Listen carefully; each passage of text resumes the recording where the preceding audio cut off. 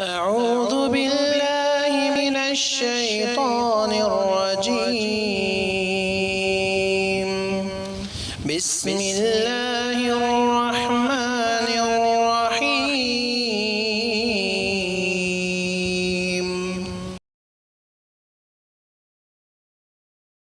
بسم الله الرحمن الرحيم. باب من أتاه سهم غرب فقتله. قال حدثنا محمد بن عبد الله قال حدثنا حسين بن محمد أبو أحمد قال حدثنا شيبان عن قتادة قال حدثنا أنس بن مالك أن أم الربيع بنت البراء وهي أم حارثة بن سراقة أتت النبي صلى الله عليه وسلم فقالت: يا نبي الله، ألا تحدثني عن حارثة وكان قتل يوم بدر أصابه سهم غرب، فإن كان في الجنة صبرت، وإن كان غير ذلك اجتهدت عليه في البكاء. قال: يا أم حارثة، إنها جنان في الجنة، وإن ابنك أصاب الفردوس الأعلى.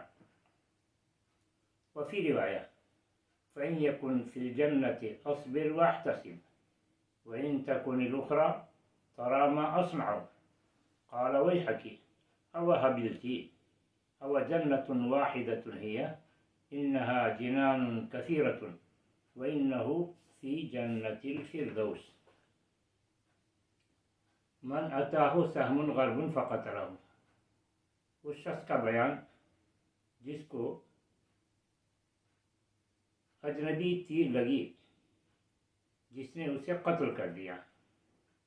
یعنی میدان جہاد میں اگر کوئی شخص لڑ رہا ہو اور اسے ایسی تیر آ کر لگے جس کے چلانے والے کا پتہ نہ ہو کہ کس نے تیر ماری ہے، کس کی تیر آ کر لگی ہے. بہرحال میدان جنگ میں، میدان جہاد میں اگر کسی مجاہد کو تیر لگی اور اس میں انتقال کر جائے تو اس کا مقام جنت ہے، گرچہ کہ مارنے والے کا پتہ نہ ہو. چنانچہ انس بن مالک رضی اللہ عنہ کہتے ہیں کہ ربیع بنت البراء کی ماں، جو ام حارثہ کے نام سے مشہور ہے، وہ رسول اکرم صلی اللہ علیہ وسلم کے پاس آئی اور اس نے کہا: اللہ کے نبی، کیا آپ مجھے نہیں بتائیں گے حارثہ کے بارے میں؟ کیا آپ حارثہ کے بارے میں مجھے نہیں بتائیں گے؟ کیا ہوا تھا حارثہ کو؟ ذکر ہے: وَكَانَ قُتِلَ يَوْمَ بَدْرٍ أَصَابَهُ سَهْمٌ غَرْبٌ. حارثہ کو بدر کی جنگ میں قتل کر دیا گیا تھا. حارثہ کو ایسی تیر آ کر لگی جس کے چلانے والے کا پتہ نہیں تھا. اچانک کہیں سے تیر آئی، حارثہ کو لگی اور حارثہ اسی میں شہید ہو گئے. تو ام حارثہ کہتی ہیں کہ ہمارا بچہ جو بدر میں قتل کر دیا گیا ہے، اگر اس کا مقام جنت میں ہو تب تو میں صبر کروں گی. فَإِن كَانَ فِي الْجَنَّةِ صَبَرْتُ، اگر اس کا مقام جنت میں ہو تب تو میں صبر کروں گی. وَإِن كَانَ غَيْرَ ذَلِكَ اجْتَهَدتُّ عَلَيْهِ فِي الْبُكَاءِ، اور اگر اس کا مقام کوئی اور ہو، جنت نہ ملے، تو میں اس میں خوب رہوں گی. اجتہدت علیہ فی البکا، تو میں اس پر خوب رہوں گی. تو بتائیے کہ اس کا مقام کہاں ہے؟ جنت میں ہے یا جنت سے باہر جہنم میں ہے؟ قال یا ام حارثہ انہا جنان فی الجنہ. رسول اکرم صلی اللہ علیہ وسلم نے کہا: حارثہ کی ماں، جنت میں بہت ساری جنات ہیں. جنت میں، جنت کے بہت سارے درجات ہیں، بہت ساری جنتیں ہیں، یعنی جنت کے بہت سارے درجات ہیں. وَإِنَّ ابْنَكِ أَصَابَ الْفِرْدَوْسَ الْأَعْلَىٰ، تمہارا بیٹا تو جنت الفردوس میں جگہ پایا ہے، جو کہ سب سے جنتوں میں سب سے اعلیٰ جنت ہے، اس میں جگہ پایا ہے. وفی روایہ، یعنی حدیث کی ایک دوسری روایت میں ہے فَإِن يَكُنْ فِي الْجَنَّةِ أَصْبِرْ وَأَحْتَسِبْ، اگر ہمارا بیٹا جنت میں ہو تب تو میں صبر کروں گی اور اللہ سے ثواب کی امید رکھوں گی، اللہ سے ثواب کی امید رکھوں گی۔ وَإِن تَكُنِ الْأُخْرَى تَرَى مَا أَصْنَعُ، اور اگر ہمارا بیٹا جنت میں نہ ہو تو آپ دیکھ لیں گے کہ میں کیا کرتی ہوں، آپ دیکھ لیں گے کہ میں کیا کرتی ہوں، کیا کروں گی۔ جیسے کہ اس سے پہلے کی روایت میں ہے اجتہدت علیہ فی البکا، میں خوب روؤں گی، خوب چیخوں گی، چلاؤں گی۔ رسول اکرم صلی اللہ علیہ وسلم نے کہا ویحکی اوہبلتی، افسوس ہے تم پر، افسوس ہے تم پر۔ تو کسی نعمت کے کھو جانے پر افسوس کے اظہار کے لیے لفظ وحی استعمال ہوتا ہے کہ افسوس ہے تم پر۔ اوہبلتی، کیا تمہاری عقل چلی گئی ہے، کیا تمہاری عقل چلی گئی ہے؟ بیٹا کے چلے جانے کے ساتھ ساتھ بیٹے کے غم میں تمہاری عقل بھی ختم ہو گئی ہے۔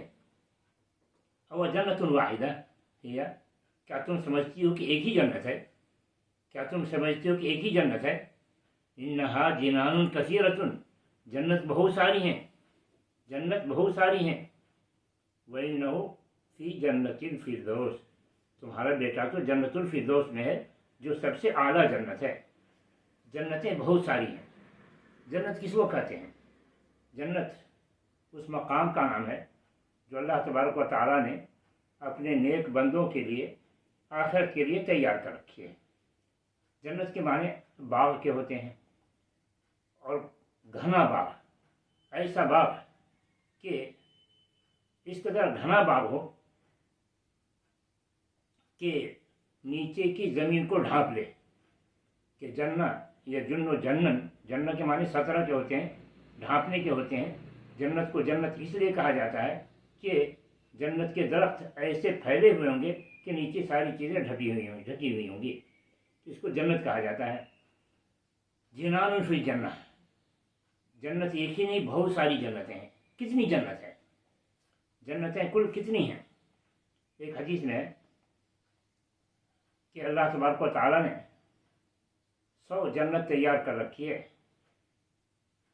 مجاہدوں کے لیے، مجاہدوں کے لیے 100 جنت تیار کر رکھی ہے۔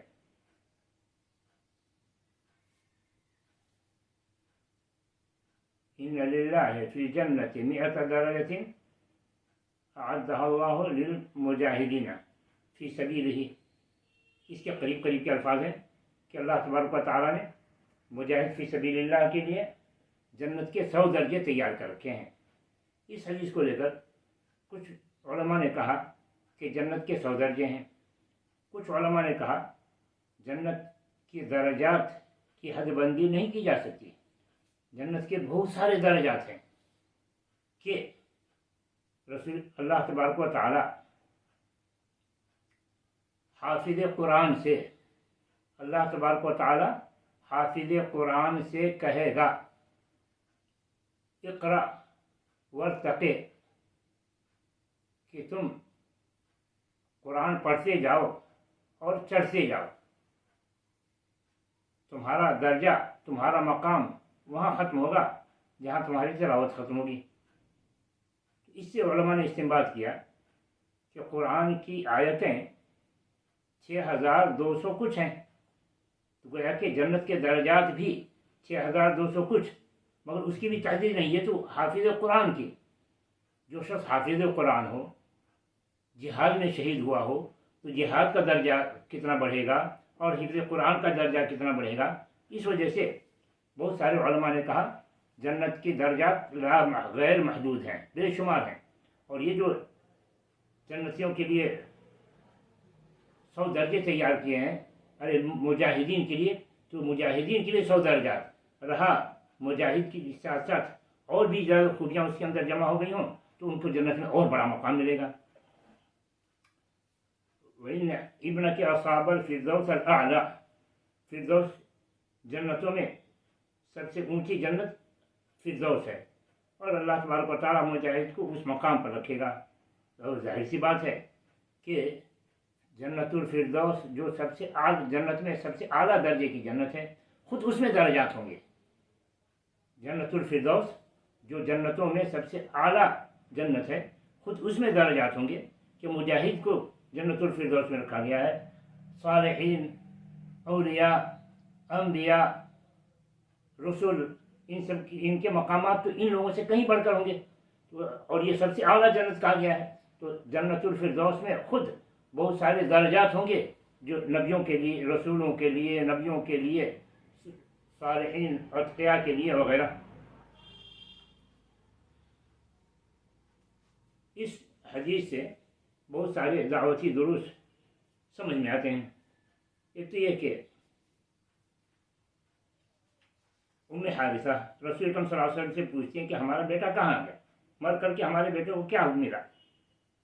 یہ مقام معلوم نہیں ہے، اس کے بارے میں پوچھ رہی ہیں۔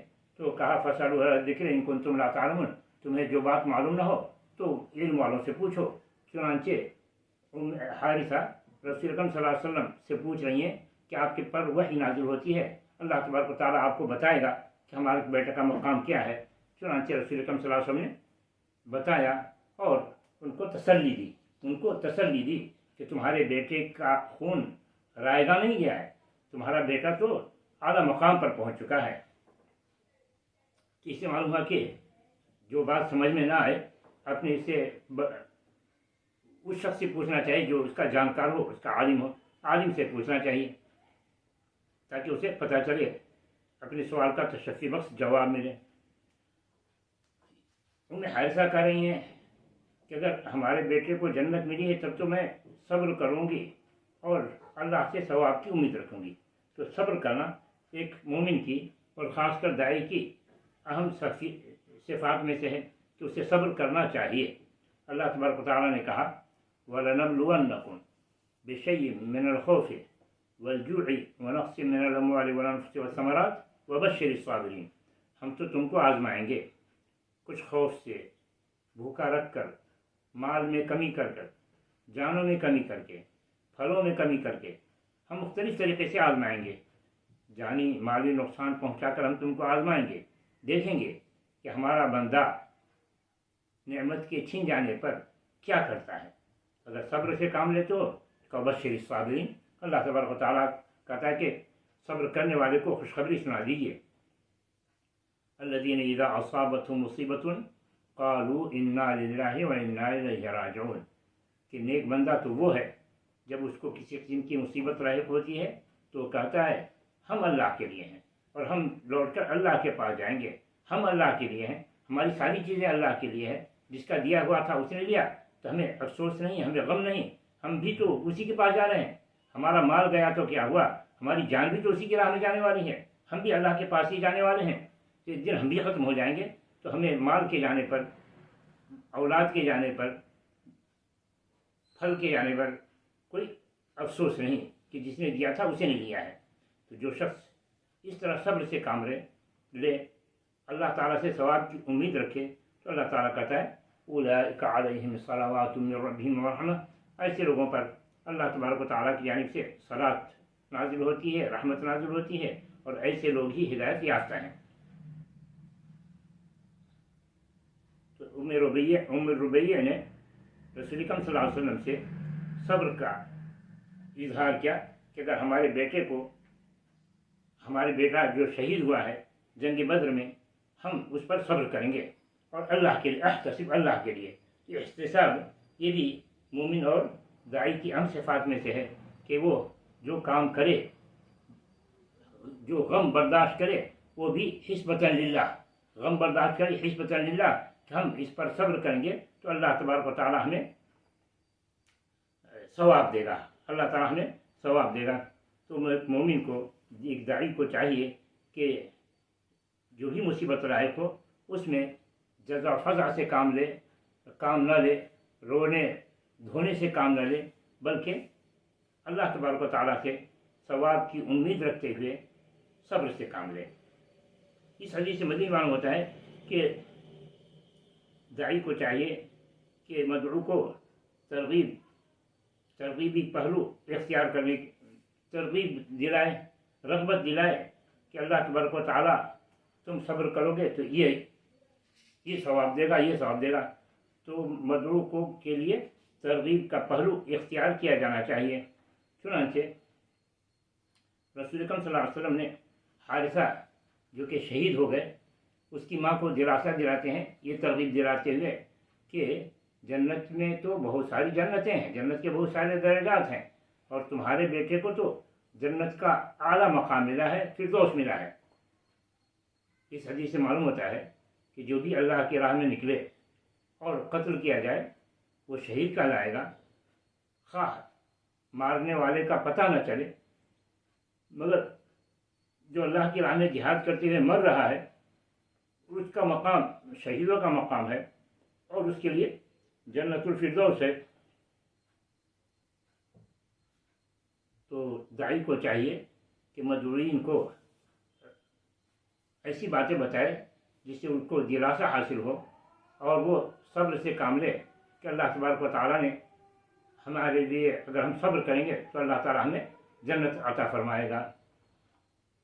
कि सवाब का तसव्वुर करके गम और मुसीबत हल्की हो जाती है। सवाब का तसव्वुर हो तो गम को सहने में, मुसीबत को सहने में आसानी हो जाती है।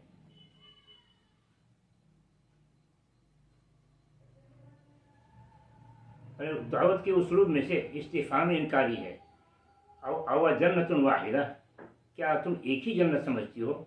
यानी एक ही जन्नत नहीं है, जन्नतें बहुत सारी हैं और उन सारी जन्नतों में सबसे आला जो जन्नत है वो तुम्हारे बेटे को मिल रही है।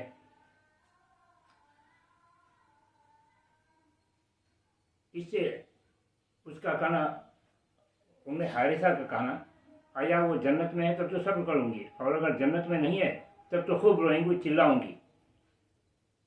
गोया कि उसे अल्लाह के अजाब का खौफ लगा हुआ था, अल्लाह के अजाब का खौफ लगा हुआ था। और हर मुसलमान को जहाँ अल्लाह की रहमत की उम्मीद करनी चाहिए वहीं अल्लाह ताला से खौफ भी खाना चाहिए। चुनांचे अल्लाह तबारक व तआला ने मोमिनीन की सिफत बयान की है, इन्नल्लज़ीना हुम मिन खश्यति रब्बिहिम मुशफ़िक़ून वल्लज़ीना हुम बिआयाति रब्बिहिम युमिनून, कि मोमिन तो वो है जो अल्लाह तबारक व तआला के खौफ से डरे हुए रहते हैं। मोमिन तो वो है जो अल्लाह तबारक व तआला की आयतों पर ईमान रखते हैं।